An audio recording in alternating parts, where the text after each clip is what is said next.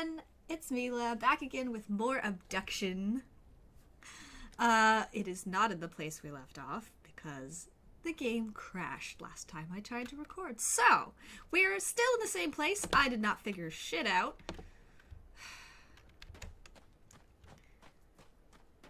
We have to figure out what to do with these tracks. I've gone everywhere. You know what I think we should do? I think that we should go over to where that big round thing is and see if we can do something with that, because I don't think we can figure this out, because all of the tracks lead away and out.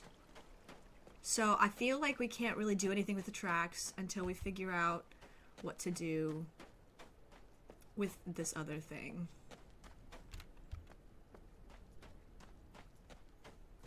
This thing.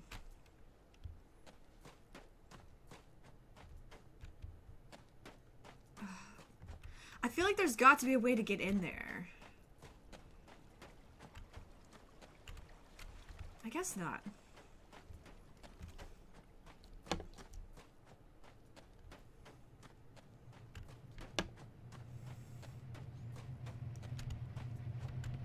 Have we gone up here yet?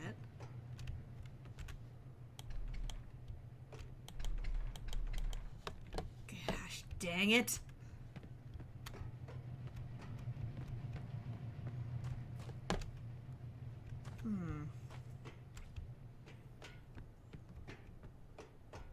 So you can go in and see all these pretty rocks. You could also turn. And I don't understand why you're turning it. But there is a reason, obviously. I just don't remember where the button is.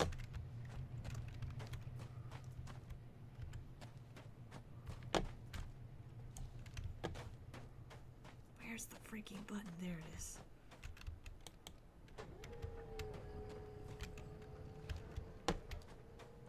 I guess we'll go one time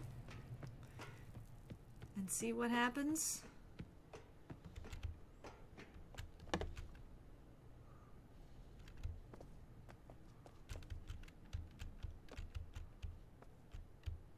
Yeah, it won't let me fall out.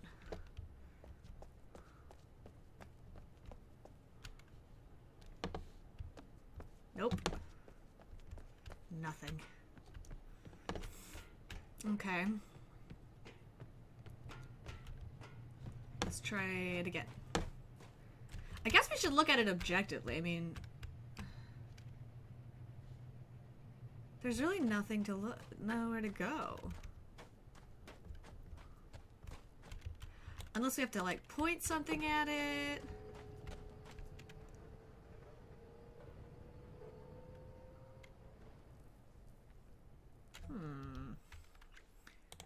Do our photos say anything about it? No. Mofang Disabler. Designed to disable anything based on Mofang technology. Oh no, it's the blue beam is a disabler. Oh, that makes sense. It was always disabling the fields. Okay, well now we know that's what it's called.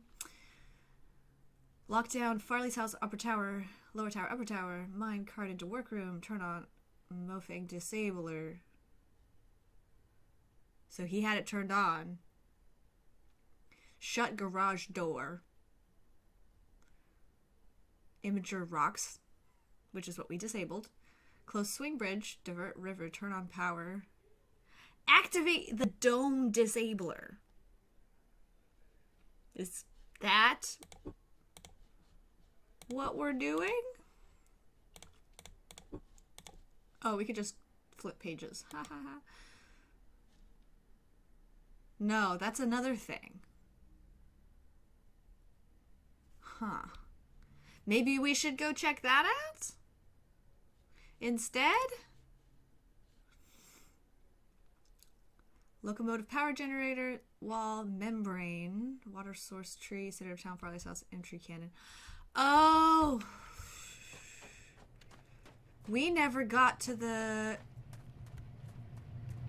Oh, we never got to the vault. I went to the vault and then it crashed. Because we don't have pictures of the vault. 6432? I hope I remember that right, because I don't want to go all the way back just to look at it. Oh my god.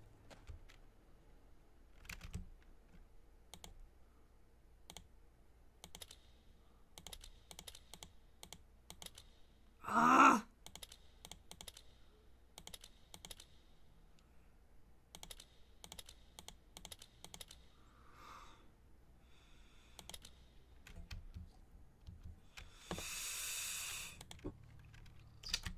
God damn it.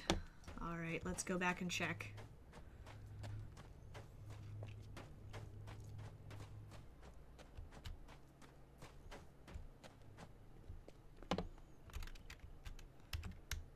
Six, 3, 4, 1. I almost had that.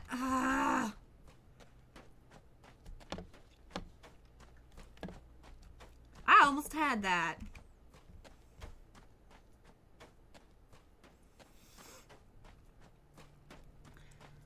You know what? I'm actually kind of curious about that thing. Let's go inspect it again.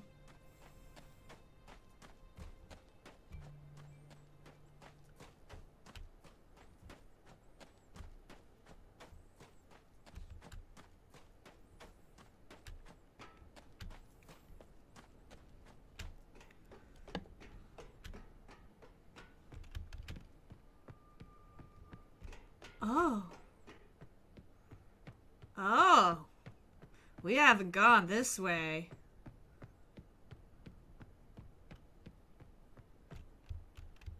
Darn.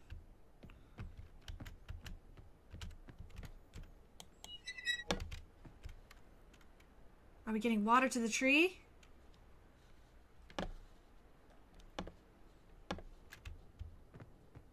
Okay. So we got water to the tree.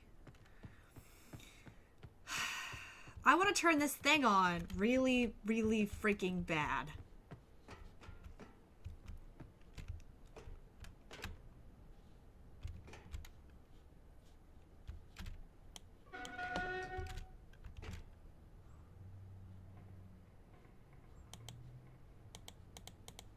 Ah.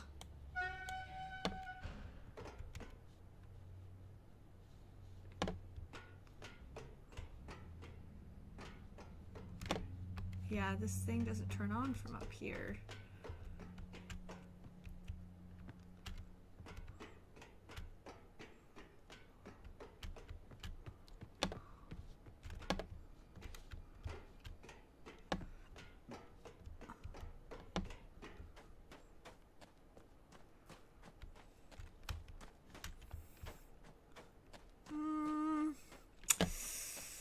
I'm not sure what to think of this.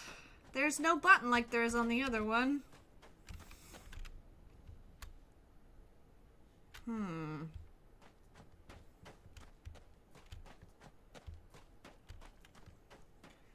Is there any way to get back up there? I bet there isn't. Okay. Gosh, there's just so many things. Oh. Oh, Facebook.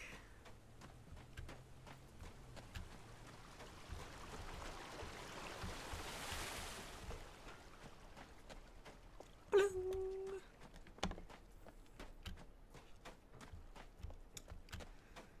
Okay.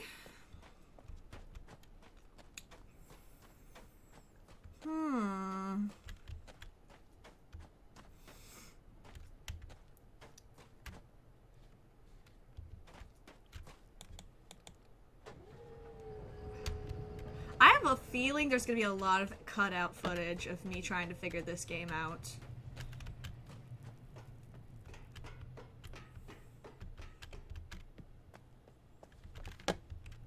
Maybe I need to get the sun to shine in it.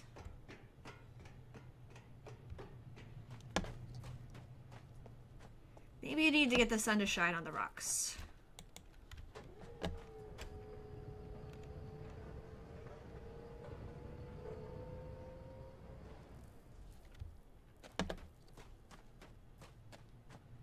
hear a crackling noise. Nope. Huh. Keep turning it, see if there's more angles.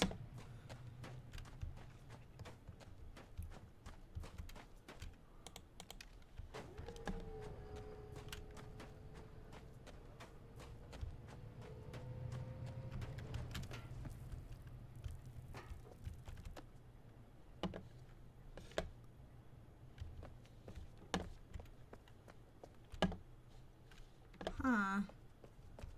I don't know what the point of turning this thing in circles is. I'm pretty good at puzzles and I'm stumped.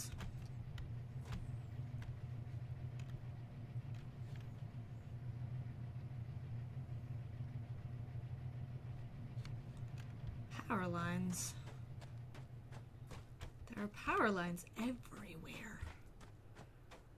It should be getting power out to that door. Why isn't it actually working? 6431, yeah? Let's go back in here to see if we can find any more information.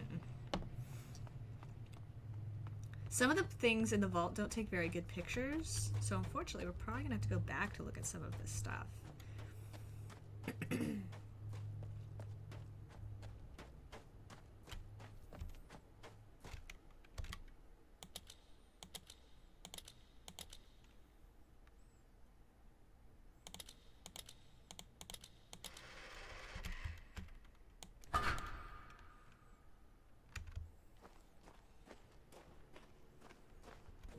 Why is this called the vault?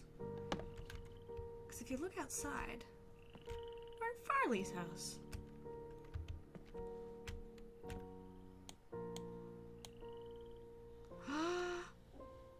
I did not see this before.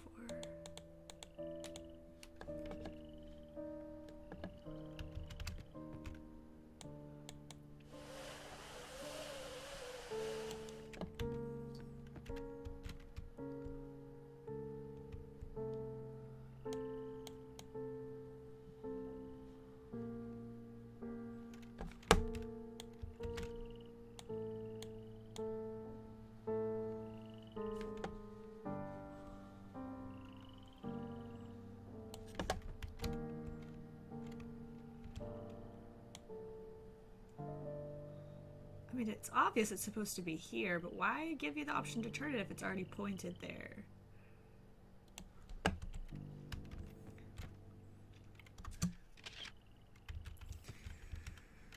The wall, the tree.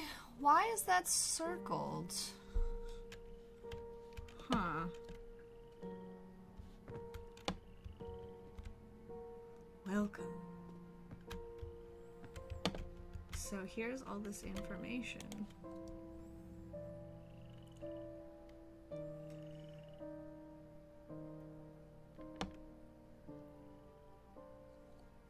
I feel like I've read these out loud before. Have we been here? No, we haven't been here. We haven't. I shall document the curious events that have transpired with myself, my family, friends, and co-workers. Hartnell was a peaceful mining town founded by my grandfather and nestled within the red rock of the desert of the Arizona Territory. Its 163 inhabitants heard a mighty explosion on the night of June 27th, 1903. I sent several workers to the town to verify that the explosion had not caused any injuries or damage to mining equipment. They recruited and reported that it must have been a loud clap of thunder caused by lightning, for they found no damage. It was not until the light of the next morning that we were amazed to realize something profound had indeed occurred. At some point during that night, our entire mining facility and a large circle of land around it seemed to have been scooped up and carried off to a completely different place, all without anyone knowing about it. So that's the story. We're learning more about what actually happened. The entire landscape outside of Circle of Desert could only be described as alien. Large floating rocks could be seen on the distance. No one had even seen anything like it anywhere on Earth. We fully explored our new surroundings, hoping to find a way home. No way home was ever found. In fact, we soon discovered that we take for granted now Not only could we not get back home, we also could not access the landscape outside the desert. Curiously, we discovered a flow of water as was provided from a high point of rock, and we discovered a small tree growing in the very center of the circle. Our central tree that is so important to our lives here was just a mere sapling back then. So the tree and the water were not native to the plot of land that was plopped down there. Curious. Species description, Mofang. Through ambassador seeds. The Mofang were the first non-human species we're introduced to. An Liang was the first to call the alien a Mofang, impressed with their advanced ability to imitate our sounds, movements, and mannerisms.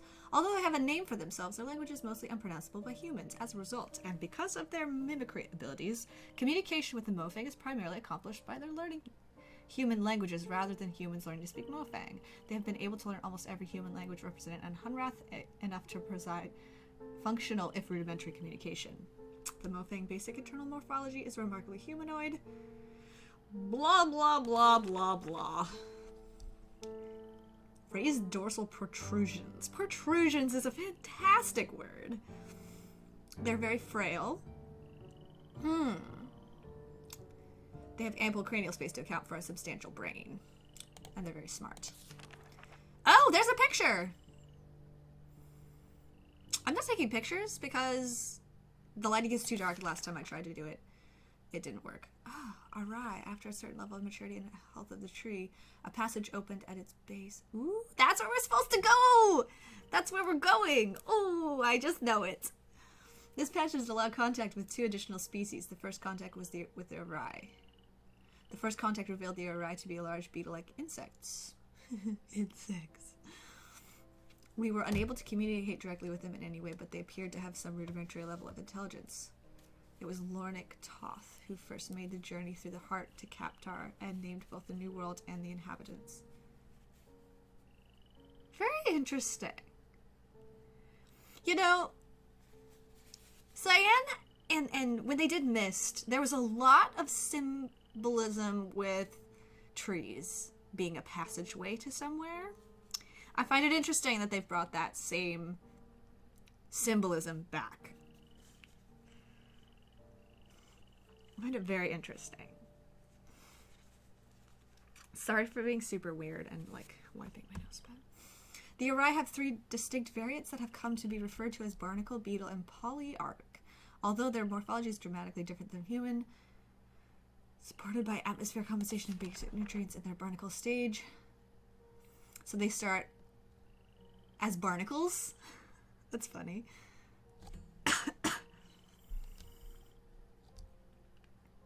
So they're not very smart, but they are semi-intelligent.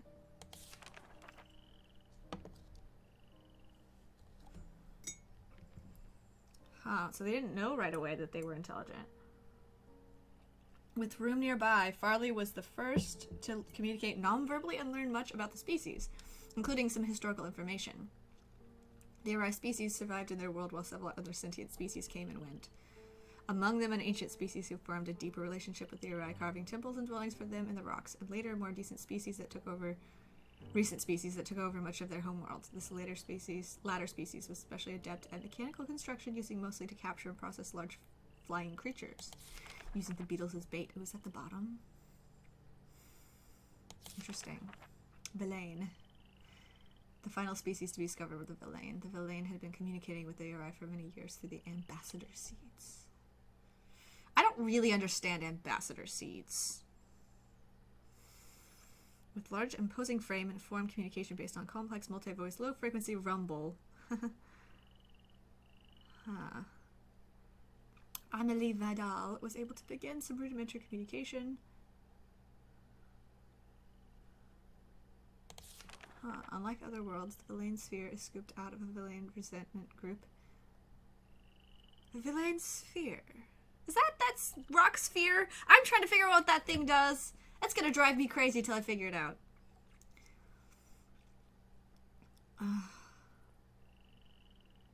Six limbs. Is there a picture? Oh! See, I like pictures. Pictures are nice. Okay. Alright, alright. Alright.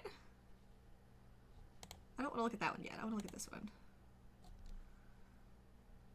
We take communication for granted, even with the varied languages we find in Hunrath. Zap that phone! This quick overview will set the stage for what to expect with communicating with our neighbors. Let's see how many pages there are. Oh, only a few. So this is just describing how they talk.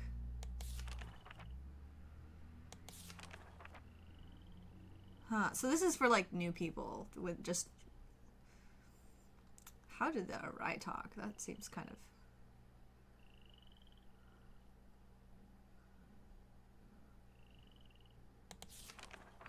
Huh. Okay, so that's just random information about how they talk, which is not actually relevant, so I'm not going to read it. Seed information. This is confusing. Ambassador seeds were first documented about 150 Earth years ago. They occur about once every 400 days, if the trees remain healthy. So my guess is the big tree in the middle is where it comes from. Natural seed swaps occur between the pairs of seeds. Now we know it drops simultaneously from healthy trees paired in paired sphere. Huh. Paired sphere. Where's the... What sphere? There's several spheres in this game. So I'm not really sure where the actual sphere is. Where this happens. Or maybe sphere is something to do with the trees? You know, like the sphere is like the ambassador seed pod or something? Location of the swap is defined by locations of the pairs of seeds. After the first swap, the seeds recharge quickly, allowing for a quick return. First meetings were intense but naturally short.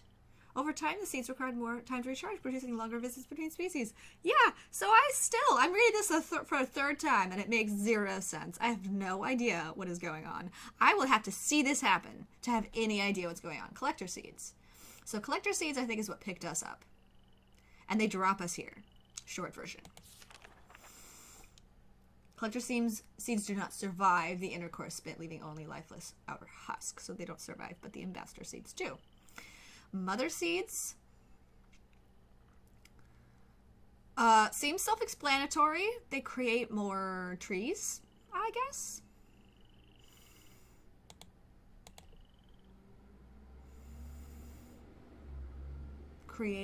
She posited that the process that actually created the pair spheres was similar to all the other swaps, but on a much grander scale. So, I don't know. Confusing as shit, man. But yeah, so that's what we have. We have all this information here. There's a little bit more to explore.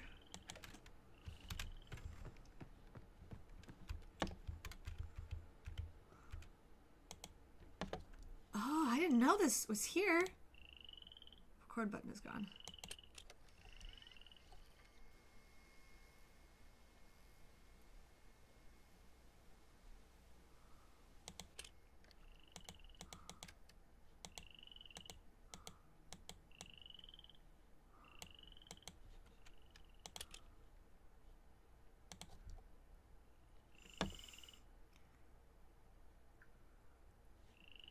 Huh. We all lost everything. Everything but our stories. And they shouldn't be forgotten. I was 3. It was April of 1983. This is what we were listening in the beginning. It was 1870 for you, Sam and Vera. You tell it like it was yesterday, but it's been 62 years since you saw that blast of light. So, but this is not 1903 technology. That's where all of our So this didn't come over when everyone else came over. This came over later. So there are people from all time zones here. mesmerizing. But Time periods. some of you were alone. I wasn't. My dear grandma, God bless her, But this is more than we were hearing in the beginning. was some forebearer of good fortune. Vera, you said you recall smiling. None of us understood. But, well, we followed. Whether it was in the deep woods like Cecil or right outside town like Jane and Jenny,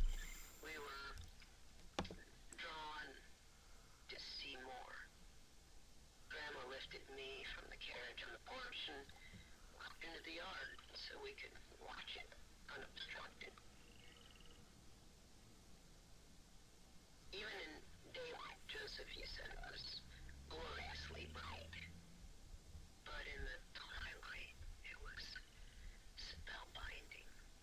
And we all felt some kind of trepidation, and yet attraction as we approached it. It draws people to it. Why? It approached us. Why? That's my question. Why? What is the reason for this? Why does these seeds do this? So radiant, and that sound deep and vibrant, organic. You all remember, there was no turning away. It advanced, almost like purposefully spinning slowly until, well, it found us, each of us. We should tell these stories because it saved us, and there must be more. It was in the middle of the afternoon. I was watching the sunrise. It was about 2:30 in the morning. December 26, 1948. May 7th, 2009. September 3rd, 1995. I was down by the river. I was hiking in the desert. In the park with my grandson. I looked up and saw Brilliant flash of light. Exploded in the sky. The light, it climbs the clouds and shines the trees. it disappeared. I looked around and, to see. See if there's anyone around. See if anyone else has seen what I have seen. There was no one around. They all saw it too. Mom definitely saw it. Well, it was just beautiful. There was something calming about it. Yeah. How do I tell you? I was kind of freaking out. I tried to follow it. Tried to get a better look at it. Wanted to see it It's again. fascinating. I came to a place where it had disappeared. Oh, we looked, but I found nothing. And it streaked through the sky again. It seemed like it was looking for something. Or looking for someone.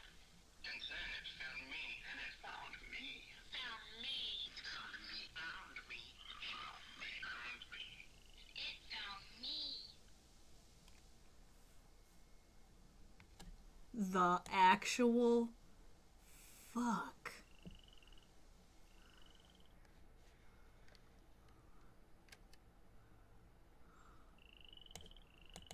Wow. Okay.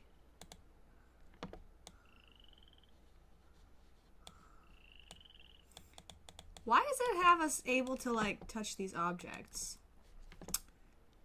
Sometimes I wonder if there's something significant. Oh, God, this episode's a little long, but I'm gonna cut out some of it. Okay, well, I guess we'll stop here. This is what I was coming to look for, because it seemed intriguing before and obviously meaningful. So, anyways, check in next time for the next episode. Should be a couple days. Yeah, I'm excited to figure out the rest of this game. See you later.